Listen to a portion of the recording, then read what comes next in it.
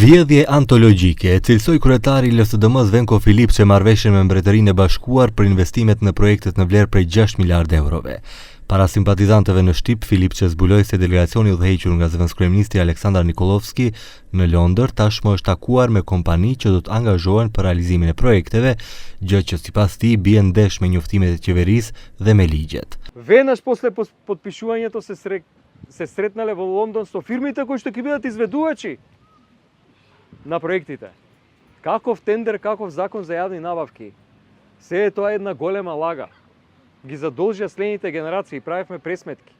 Секој бебе што ќе се роди следните 25 години, на денот на раѓање ќе биде задолжено 6.000 евра. Nga VMRO DPMN reaguan duke thënë se vjedhje ishte blerja e vaksinave kineze me çmim të dyfishuar, si dhe ndërtimi i spitalit modular në Tetov.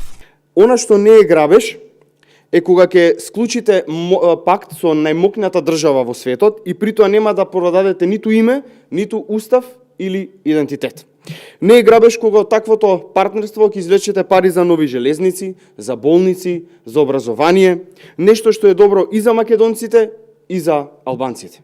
Edhe pse ende nuk është bërë publike norma interesit për mjetet që do të tërhiqen, në një intervistë ambasadori britanik Matthew Lawson konfirmoi se një nga kushtet e marrëveshjes është që të paktën 20% e kompanive pjesëmarrëse në projektet e financuara të jenë nga Britania, në cilën do fazë të procesit.